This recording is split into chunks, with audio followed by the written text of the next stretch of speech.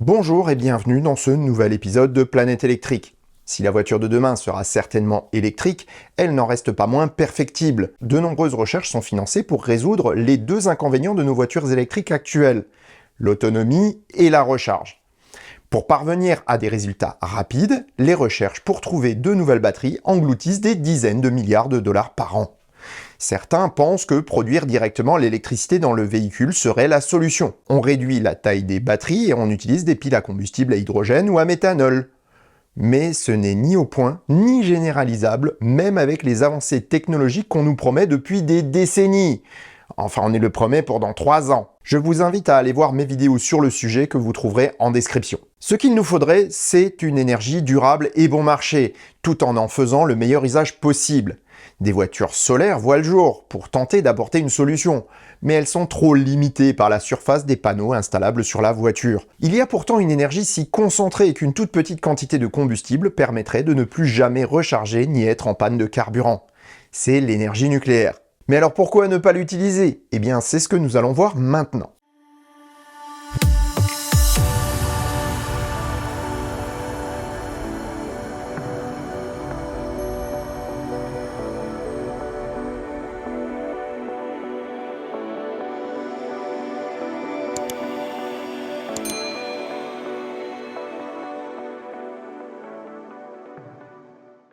Tout a commencé à la fin du 19e siècle avec la découverte de la radioactivité naturelle par Henri Becquerel. En 1896, il entrepose une plaque photographique près d'un échantillon d'uranium et la retrouve voilée, inutilisable. Il en déduit que le métal à proximité émet un rayonnement susceptible de voiler la plaque. Marie Curie baptise ce rayonnement radioactivité et en 1903, Lord Ernest Rutherford en explique la nature.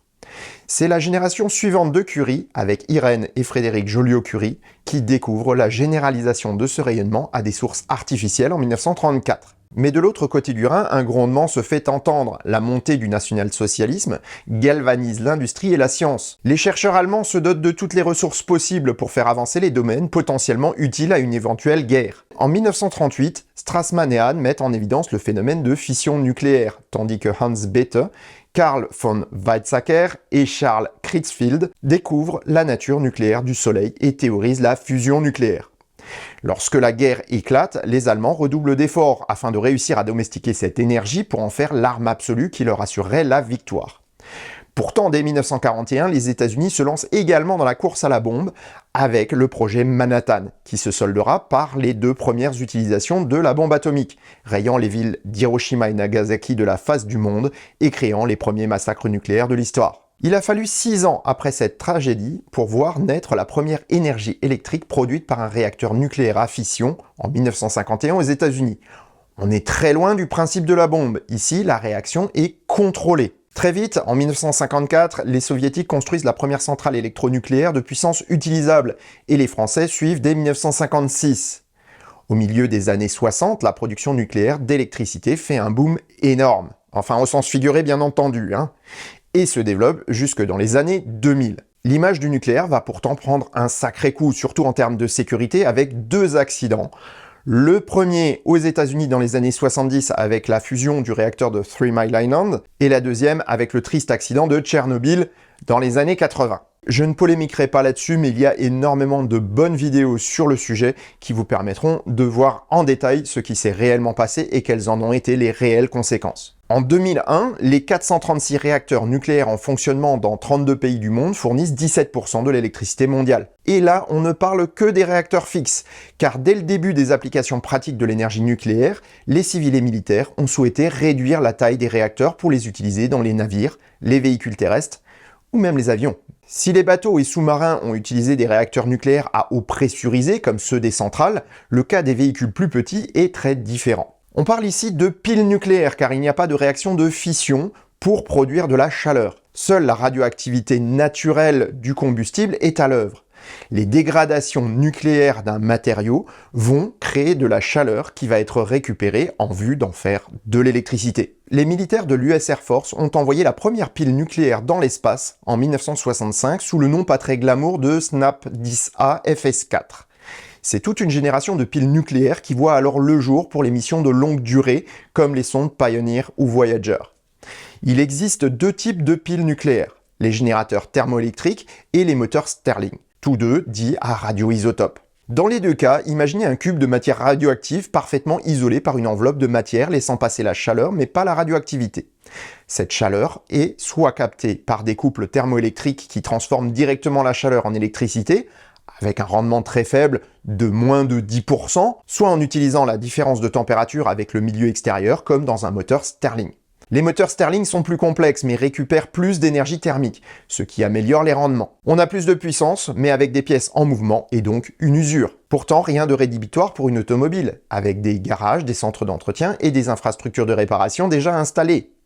La première voiture atomique voit le jour en 1958. Enfin son concept. Studebaker-Packard présente l'Astral, une maquette monoroue digne de figurer dans la série des Jetsons. Ce n'est pourtant qu'une coque vide avec une vague idée d'utilisation de l'énergie nucléaire, puisqu'elle est en vogue à ce moment-là. Le réacteur de l'auto n'est absolument pas détaillé dans la communication du constructeur, mais ce n'est pas le but qui est simplement de faire rêver. En 1958 toujours, Ford réfléchit également à la chose et présente une maquette, la Nucléon. L'autonomie du générateur nucléaire était censée être de 8000 km. Si Ford n'a pas pris la peine de construire la voiture à l'échelle 1, ses ingénieurs ont tout de même envisagé l'utilisation du réacteur nucléaire avec ingéniosité. Comme recharger le combustible nucléaire pouvait se révéler dangereux, c'est le moins qu'on puisse dire, mieux valait le faire dans des zones protégées. Pour rendre le système pratique, ils ont donc imaginé un générateur atomique amovible qu'on remplacerait une fois vidé de son énergie. Ford réitérera son concept avec quelques différences en 1962 sur la Ford Seattle ITT XXI, ou 21, enfin je sais pas, 21 sûrement pour 21e siècle. On en est loin quand même. Le générateur nucléaire est alors à l'avant, soutenu par un double train avant afin d'assurer la tenue de route de la voiture, la pile étant très lourde. Cette maquette inspirera d'ailleurs la voiture de Lady Penelope dans les Sentinelles de l'air. Tous ces concepts sont toutefois des fantasmes et n'ont jamais donné lieu à de réelles études de faisabilité. En France, pourtant, à la même époque, des projets d'apparence bien plus aboutis voient le jour. Le vieux continent ne peut rester inactif alors que le nouveau monde se prépare à utiliser massivement la puissance de l'atome. Enfin, c'est ce qu'ils croyaient, hein. L'entreprise française Arbel présente la symétrique.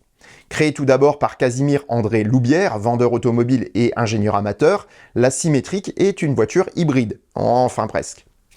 Elle a un moteur à essence de Simca 8 qui alimente un générateur. Ce sont des moteurs électriques qui font avancer la voiture et qui réalisent la majorité du freinage en se transformant en ralentisseur.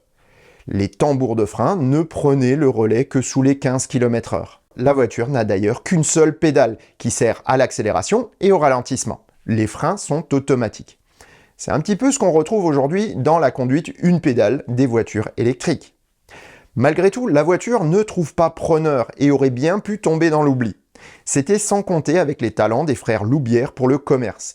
Ils s'associent avec François Arbel afin de lancer une version restylée de la symétrique. Non contente de proposer une version thermique à base de moteur à essence ou à gaz, une turbine alimentée par du gasoil, l'entreprise présente un générateur nucléaire appelé Gestatome, censé alimenter la voiture pendant 5 ans sans recharger. Ce générateur propose l'idée d'utiliser les déchets nucléaires des centrales comme combustible de ces piles. Et là, on peut se dire que c'est plutôt une bonne idée. Un châssis équipé du système est présenté au public en 1958. S'ensuit un énorme battage médiatique avec l'annonce de l'achat d'un terrain pour l'usine à proximité de Nice, la présence de la marque aux 24 heures du Mans et la promesse de production de plusieurs centaines de véhicules avant la fin 1958. Enfin pour sa version essence. Et ensuite, plus rien. Nada, nothing, vide médiatique total. La voiture disparaît avec ses concepteurs, l'entreprise et également les acomptes des clients. Comme quoi, certaines startups modernes n'ont rien inventé. En 1959, la folie des voitures nucléaires semble encore avoir un peu la cote, et timidement, Simca présente la Fulgur, une maquette du même tonneau que les autres, nucléaire sur le papier, mais sans réelle existence du réacteur.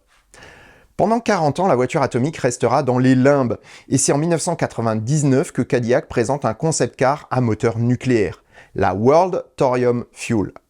La voiture fonctionne avec un réacteur à vapeur qui tire l'énergie de quelques grammes de thorium. Le cycle nucléaire du thorium est un peu différent de celui de l'uranium. Je vous propose d'en faire un épisode si ça vous intéresse, en vue de parler des énergies du futur, et je pense que le thorium a sa place dans le mix énergétique futur.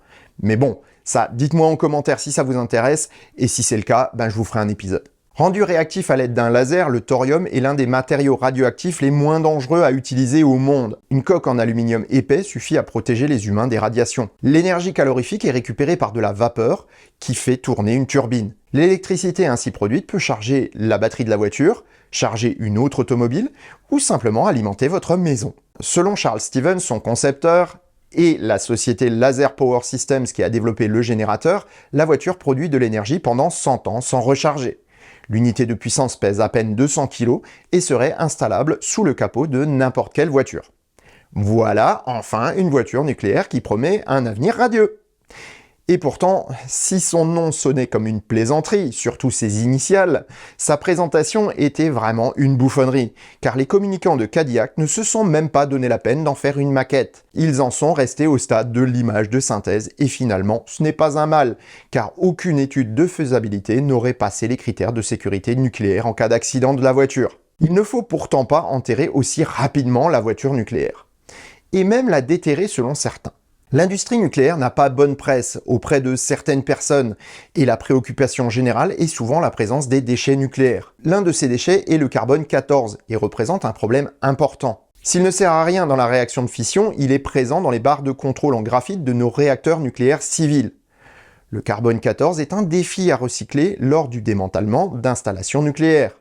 En Angleterre, ce serait ainsi 95 000 tonnes de barres de contrôle qu'il faudrait stocker sur de très longues durées, car le carbone 14 a une demi-vie très longue. Les matériaux radioactifs comme le carbone 14 se dégradent. Naturellement, ils vont transmuter vers d'autres éléments de moins en moins radioactifs. Ce qu'on appelle la demi-vie radioactive est le temps qu'il faut à un matériau pour diviser par 2 sa radioactivité. Le carbone 14 est présent tout autour de nous et permet souvent de réaliser les datations d'objets ou de minéraux. Il est présent en quantité infime dans notre environnement, ce qui ne représente aucun danger pour nous. Dans les barres de contrôle des centrales, il en va tout autrement. Il est créé par la réaction nucléaire du cœur fissile et les rayonnements qui en découlent. Présent tout autour des barres en graphite, il émet une radioactivité faible, mais tout de même problématique vu les quantités de matériaux en jeu. À l'université de Bristol, 2 scientifiques se sont dit qu'ils pourraient utiliser ce matériau au lieu de le stocker. En chauffant les barres dans des conditions particulières, il est possible d'obtenir une vapeur de carbone 14, qu'on peut alors utiliser pour obtenir des cristaux de diamants. Je précise tout de même une chose, lorsqu'on montre les diamants qui sont présentés dans les articles qui parlent de cette technologie, on montre des beaux diamants transparents, etc. C'est pas du tout le cas. Un diamant artificiel est généralement noir. En tout cas, il est loin d'avoir la beauté d'un diamant naturel. La dégradation nucléaire du carbone 14 produit des électrons qui viennent bombarder la borne négative d'une batterie, qui va alors se charger. En intégrant ces cristaux de diamant dans une batterie, on obtient une cellule qui se charge toute seule. Mieux encore, le carbone 14 a une demi-vie nucléaire très longue, ce qui lui permet de garder ses performances pendant plusieurs milliers d'années. Youpi! On a une batterie quasiment éternelle, en tout cas à l'échelle de nos vies. Autre avantage de cette technologie, la sécurité. Malgré la présence de carbone 14, les cellules sont très peu radioactives. En fait, elles le sont moins qu'une simple banane qui contient naturellement du potassium 40 radioactif. Attention si vous voyagez d'ailleurs, une simple banane peut faire sonner les portiques de sécurité de certains aéroports. Elles ne sont toutefois pas dangereuses pour la santé. Encore une fois, rassurez-vous. Les émissions de rayons bêta du carbone 14 ne vont pas très loin et ne sortent quasiment pas de l'enveloppe de la cellule, et donc sont présentées comme sûres. Super! Eh ben alors on a la solution à tous nos problèmes de transport. On va peut-être toutefois pas aller trop vite en besogne. Le premier point épineux est le prix d'une telle cellule. Les moyens de production sont chers, énergivores et surtout ne permettent pas à ce jour une production de masse. Mais ce n'est pas le plus gros problème. Un gramme de carbone 14 génère 15 joules d'énergie par jour. Or, un joule, c'est 1 watt produit en 1 seconde. Cela signifie qu'un gramme de carbone 14 produira 0,04167 Wh par jour. Si on prend en compte l'utilisation moyenne d'une voiture de 12 500 km par an, cela représente 34 km par jour. Une voiture électrique classique va avoir une consommation moyenne de 17 kWh par 100 km. Ce qui fait que pour 34 km, on va devoir produire à peu près 5 kWh. Si on fait une simple règle de 3, on se rend compte que pour produire une telle électricité, il faut 1 tonne de carbone 14, ce qui est absolument impraticable. Et encore, on ne parle que de distance moyenne, alors imaginez pour partir en vacances. Voilà qui pose un petit souci, puisque la masse ne tient pas encore compte de la batterie qui doit recueillir l'énergie en continu. On se retrouve donc avec un beau concept, mais qui se heurte à la barrière de la physique pratique. À part pour des applications très peu énergivores, il est plus qu'improbable que cette technologie révolutionne notre quotidien automobile. Elle n'en est pas pour autant inintéressante puisqu'elle trouvera preneur dans les applications de nanotechnologie, dans l'espace ou pour de tout petits appareils nécessitant une alimentation fiable sur de très longues durées, sans possibilité de maintenance. Mais pourtant au final, on en revient toujours à la case départ. Pour faire de meilleures voitures électriques, il faut faire de meilleures batteries. Même les scientifiques qui ont inventé cette batterie au diamant en conviennent et se tournent vers les supercondensateurs pour essayer d'augmenter le rendement de leurs piles. Du coup, cette dernière technologie pourrait-elle nous permettre d'en faire de même pour nos voitures? Eh bien, je vous donne rendez-vous dans un futur épisode de Planète Électrique pour le découvrir. N'oubliez pas de vous abonner si vous ne voulez pas le rater et si le sujet vous intéresse. Merci d'avance. Et sur ces bonnes paroles, je vous souhaite bonne route et vous dis à bientôt dans un prochain épisode du Choucroute Garage. Portez-vous bien. Ciao.